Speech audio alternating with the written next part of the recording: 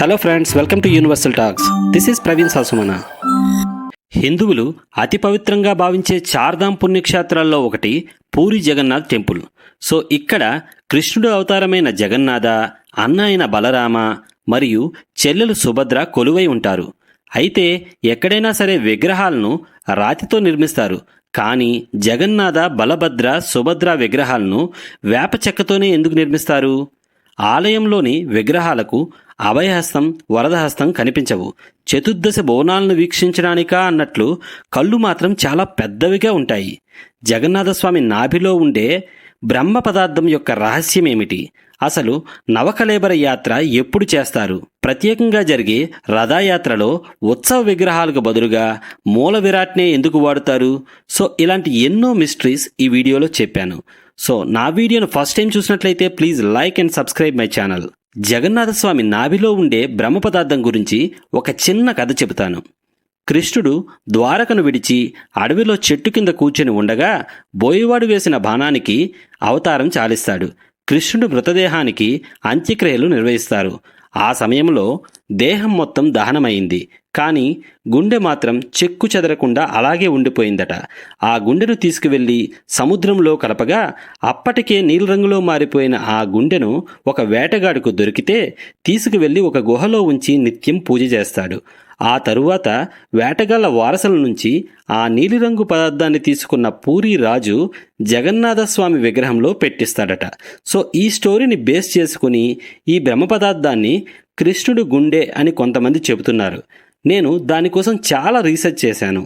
నా వరకు ఇది నరసింహస్వామి శాలిగ్రామం అని తెలిసింది, కానీ ఈ విషయంపై అక్కడున్న పూజారులు చాలా గోప్యంగా ఉంచుతున్నారు. ఏదైనా సరే ఇదైతే మాత్రం ఒక మిస్టరీగానే మిగిలిపోయింది. అసలు ఈ బ్రహ్మ పదార్థాన్ని మార్చే ప్రాసెస్ ఏంటి? ఎప్పుడు మారుస్తారు? ప్రతి 12 ఏళ్ల నుంచి 17 ఏళ్లకి వచ్చే అధిక ఆషాఢమాస సంవత్సరంలో పూరీలో నవకళేబర యాత్ర అని ఒకటి జరుగుతుంది. సో ఆ రోజు ఆల్రెడీ ఉన్న విగ్రహాలను తీసేసి ఆ ప్లేస్లో కొత్త విగ్రహాలను పెడతారు. ఈ విగ్రహాలను ప్రత్యేక లక్షణాలున్న వేప చెట్టు నుండి మాత్రమే తయారు చేస్తారు. సో ఆ తరువాత పాత మూర్తుల్ని ఖననం చేస్తారు. ఇలా చేసేటప్పుడు ఈ బ్రహ్మ పదార్థాన్ని మార్చే ప్రక్రియ చాలా రహస్యంగా జరుగుతుంది. సో ఈ ప్రాసెస్ స్టార్ట్ చేసే ముందు దేవాలయం మొత్తం వెతికి దేవాలయంలో ఎవరూ లేకుండా చూస్తారు. గుడి చుట్టూ పోలీస్ ప్రొటెక్షన్ ఉంటుంది. ఆ సమయంలో పూరీపట్నం మొత్తం పవర్ కట్ చేస్తారు. గర్భగుడిలో కటిక చీకటి ఉండేలా చేసి 4 వ్యక్తుల్ని గర్భగుడిలోకి ప్రవేశపెడతారు. వీరిలో ఒకరు బాగా ముసలివాడై ఉంటాడు. సో ఆయనతో పాటు మిగిలిన 3 కలిసి లోపలికి వెళ్తారు. కానీ వీరు వెళ్ళేటప్పుడు కళ్ళకు గంతలు కడతారు. చేతులకు 7 పొరలుగా పట్టు వస్త్రాలను కడతారు. ఎవరైతే ముసలాయన ఉంటారో ఆయనకు ఒక తాడు కట్టి బయట ఒక గంట కడతారు. అక్కడ ఆల్రెడీ కొత్త విగ్రహాలను ప్రస్తుతం పూజలు అందుకుంటున్న పాత విగ్రహాల ముందు ఉంచుతారు. సో ఈ 4 అక్కడికి తీసుకువెళ్ళి అందరూ బయటికి వచ్చేస్తారు.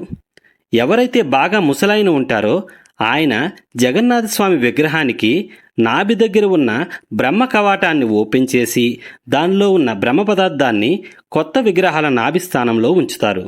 ఆ తరువాత గంట కొట్టగానే ఈ ప్రాసెస్ కంప్లీట్ అయిందని, దేవతామూర్తులకు నవకళేబరం ప్రాప్తించింది అని భావిస్తారు. అయితే ఇక్కడ ఎవరైతే ముసలాయన ఉంటారో ఆయన నెక్స్ట్ వచ్చే నవకళేబర ఉత్సవం వరకు బ్రతికి ఉండకూడదు. అందుకే ఒక గిరిజన వంశానికి చెందిన అత్యంత వృత్తుడిని ఎంపిక చేస్తారు. ఇటువంటి గొప్ప దేవతామూర్తులను వేప చెక్కతోనే ఎందుకు చేస్తారు? దీని వెనుక తాగిన కథ ఏంటో మనం తెలుసుకుందాం. ఇంద్రద్యుమ్న మహారాజు జగన్నాథుడికి ఒక ఆలయం నిర్మించాలి అని అనుకుంటాడు. ఆ సమయంలో అడవిలో ఓ రహస్య ప్రదేశంలో ఉన్న జగన్నాథుణ్ణి నీలమాధవుడు అనే పేరుతో గిరిజనుల రాజైన విశ్వావసుడు పూజిస్తూ ఉంటాడు. ఈ విషయం తెలుసుకుని తన పరివారంతో రాజు అడవికి చేరుకోగానే అక్కడ ఆ విగ్రహాలు మాయమవుతాయి. దీంతో ఇంద్రద్యుమ్నుడు నిరాశతో ఉండగా జగన్నాథుడు కలలోకి వచ్చి సముద్ర తీరంలో చాంకీ నది ముఖద్వారానికి వేప దొంగలు కొట్టుకొస్తాయని వాటితో విగ్రహాలు చేయించమని ఆదేశిస్తాడు. కొయ్యలైతే కొట్టుకొచ్చాయి, కానీ వాటిని ఒడ్డుకు చేర్చడం ఎవ్వరి వల్ల కాలేదు. ఫైనల్గా ఎప్పటినుంచో పూజించే గిరిజన రాజు అయిన విశ్వావసు వల్లే సాధ్యమవుతుంది. మీకు ఆల్రెడీ చెప్పాను నవకళేబర ఉత్సవం కోసం అత్యంత వృత్తుడిని ఎంపిక చేస్తారు అని. ఆయన ఈ విశ్వావసు వంశానికి చెందినవాడే. సో ఆ తరువాత విగ్రహ నిర్మాణానికి ఏం చేయాలా అని రాజు ఆలోచిస్తున్న సమయంలో దేవశిల్పి విశ్వకర్మ వికలాంగుడి రూపంలో వస్తాడు. తానొక్కడనే రహస్యంగా ఓ గదిలోకి విగ్రహాలకు రూపకల్పన చేస్తానని, ఆ సమయంలో పచ్చి మంచినీళ్లు కూడా ముట్టుకోనని, ఆ 21 రోజులు అటువైపు ఎవరూ రాకూడదని షరతు విధిస్తాడు. రాజు దీనికి అంగీకరిస్తాడు. రోజులు గడుస్తున్నా గదిలోంచి ఎలాంటి శబ్దమూ రాదు. దీంతో రాణి గుండీచాదేవి తొందర పెట్టడంతో గడువు పూర్తి కాకుండానే రాజు తలుపులు తెరిపిస్తాడు. కాని అక్కడ శిల్పి కనిపించడు. చేతులు కాళ్ళు లేని సగం చెక్కిన విగ్రహాలు మాత్రం దర్శనమిస్తాయి. పశ్చాత్తాపంతో రాజు బ్రహ్మదేవుడిని ప్రార్థిస్తాడు. చతుర్ముఖుడు ప్రత్యక్షమై ఇక మీదట అదే రూపంలో విగ్రహాలు పూజలందుకుంటాయని చెప్పి వాటికి ప్రాణప్రతిష్ఠ చేస్తాడు. అందుకే పూరి ఆలయంలోని విగ్రహాలకు అభయహస్తం వరదహస్తం కనిపించవు. చతుర్దశ బోనాలను వీక్షించడానికా అన్నట్లు కళ్ళు మాత్రం చాలా పెద్దవిగా ఉంటాయి. అలాగే ఇక్కడ జరిగే రథయాత్రకు చాలా ప్రత్యేకత ఉంది.